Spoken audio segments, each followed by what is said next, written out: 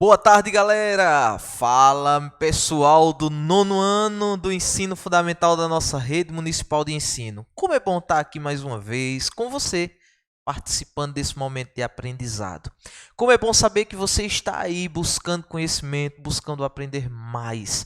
E para isso, nós precisamos de sua atenção, de sua concentração e da sua determinação, tá?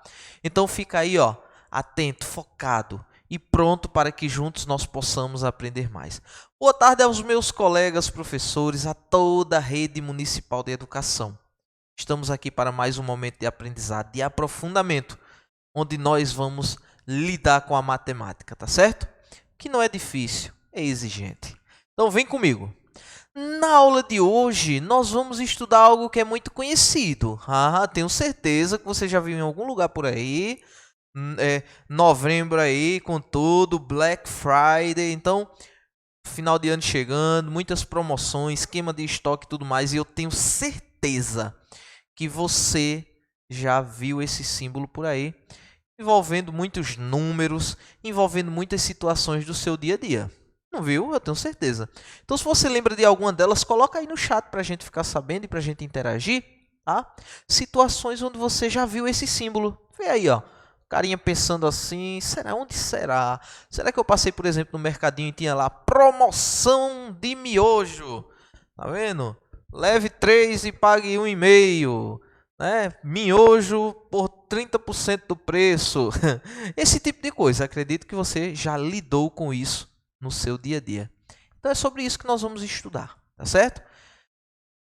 E a porcentagem, as taxas percentuais envolvem uma coisa muito, mas muito interessante, que é essa área aí que envolve a educação financeira, que todos nós temos e passamos por ela de alguma forma, mas temos que estar preparados, conhecer alguns conceitos, algumas informações para sabermos lidar com o dinheiro, para saber fazer o nosso dinheiro render.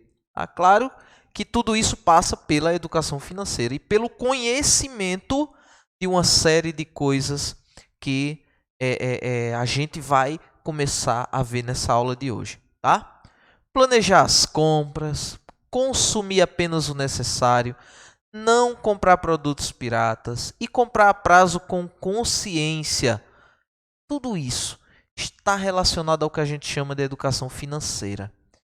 E na educação financeira, por exemplo, também estudamos os juros, as aplicações financeiras, os tributos e a inflação. Nossa, quando eu ouço essa palavra inflação, a gente vai olhando, analisando as situações em que está a economia do nosso país, preços das mercadorias, preços dos combustíveis. Olha, esse é um conhecimento importante para a nossa formação como cidadãos e é para a nossa vida.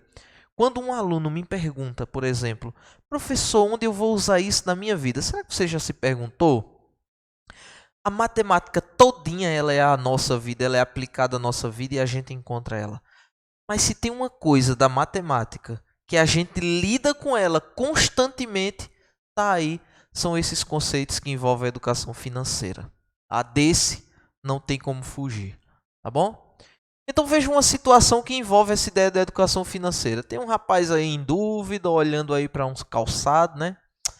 E tá na dúvida, comprar à vista ou a prazo. Vocês sabem quando a gente diz assim, comprar à vista, significa dizer que vai pagar ali em espécie todo o valor daquela mercadoria naquele momento, né? Ou até dividir no cartão, desde que ele aceite que você divida o mesmo preço sem aumentar algum valor, né? E aí, olha, na notinha diz que à vista ele gastaria R$ 159,90. E a prazo seria em 4 vezes de R$ 45. O que seria mais vantajoso para ele? Né? Seria pagar à vista ou parcelar em 4 vezes de R$ 45. Acredito eu que comprar à vista. Né? E ainda pedir um desconto de 10%. Uma outra situação é que envolve a questão de investimento. Onde devo investir meu dinheiro? Né? Na poupança, em algum negócio, em alguma sociedade, né? Então, são situações como essa e muitas outras que envolvem os conceitos de educação financeira, tá? Que a gente vai conhecer alguns na aula de hoje. Mas para trabalhar com a educação financeira, nós temos que ser práticos e muito aptos à porcentagem, tá? Que é compreendida com base na ideia de razão, de uma fração. Por exemplo, quando a gente diz assim, cerca de 16% da população brasileira em 2010 vivia na zona rural. Nós indicamos que 16 em cada 100 brasileiros viviam na zona rural. Ou seja, é 16%, é 16 de 100.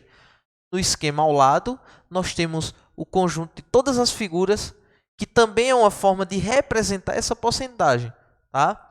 A população brasileira em 2010. As figurinhas que aparecem para vocês em vermelho são as que viviam na zona rural, ou seja, das 100, 16 que está destacado em vermelho aí, viviam na zona rural. Então veja, aqui a gente já tem um uso, né, da porcentagem e ela aparece sempre assim na forma de taxas percentuais, tá? Podemos representar uma porcentagem por meio de uma fração e também de um número decimal, ou seja, de um número com vírgula. 16% é o que a gente chama de taxa percentual. Guarda isso. Quando a gente lê, a gente já sabe qual é a fração que representa. 16% ou 16 por 100 é um número dividido por 100. Se a gente pega 16 e divide por 100, a gente encontra o número decimal 0,16. Então tá aí 3 formas de representar as ideias de porcentagem, tá bom? Um exemplo para a gente aqui compreender ainda mais. O valor desse boleto é de R$ 185. Como atrasei o pagamento, terei um acréscimo de 4%. Quanto vou pagar ao todo? Então, vê. Ela tem um valor a pagar, né? E atrasou. Devido ao atraso, ela vai ter que pagar a mais. Esse valor que ela vai pagar a mais é o que a gente chama porcentagem por acréscimo, tá bom? E aí diz que é 4%, mas agora é 4% de quê? Dos 185. Então eu descubro quanto é 4% de 185 e somo a 185. E eu vou saber o quanto ela vai pagar a mais. Observa aí, ó. Calculamos o valor do acréscimo, ou seja, 4% de 185 da seguinte forma. 4% é a mesma coisa que a fração 4 sobre 100. Dividindo 4 por 100 dá 0,04. Se eu pegar esse 0,04 e multiplicar por 185, é igual a 7,40. Ou seja, pegando esses 7,40 e somando a 185, a gente descobre que, devido ao atraso, ela terá que pagar R$ 192,40. Tá? Continuando aqui, nós vamos a uma outra situação. Jonas pesquisou o preço de uma mochila em 2 estabelecimentos. Observa ao lado ali. Na papelaria Jardim custava R$ 60. Na loja das bolsas, R$ 75. Como é que a gente vai fazer aí para descobrir a melhor forma, né? De descobrir a diferença entre os valores e escolher o melhor lugar? Bem, calculando a diferença entre os preços pesquisados, 75 menos 60 é 15. Ou seja, se ele comprar na papelaria Jardim, ele vai economizar R$ 15. Assim, dizemos que a mochila custa R$ 15 a mais na loja das bolsas do que na papelaria Jardim, ou ainda que custa R$ 15 a menos na papelaria Jardim do que na loja das bolsas, tá? Um outro exemplo aqui, ó. Naomi optou por comprar à vista uma blusa em certa loja, o que lhe permitiu negociar um desconto com o vendedor. Olha o diálogo aí, ó.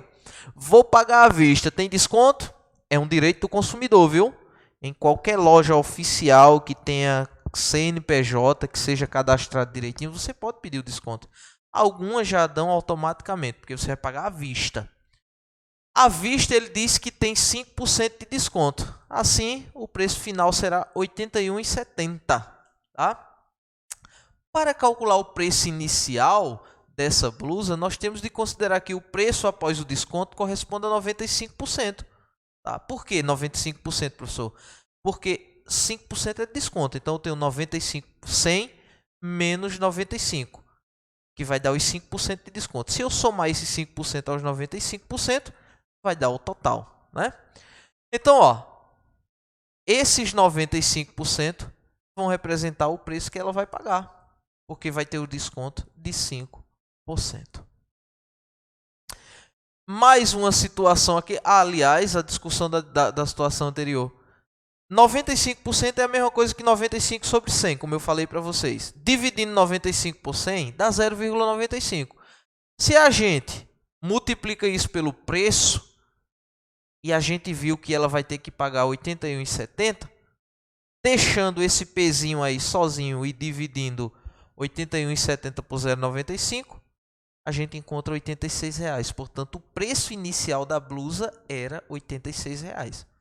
Com os 5% de desconto, ficou R$ 81,70. Bom? Então, pessoal, por hoje é só. Espero que vocês tenham aprendido bastante, tenham gostado. Procure os professores quando tiver dúvida. Faz as atividades, se empenha nos estudos, que você consegue aquilo que você está almejando. Então, até a próxima. Fica com Deus.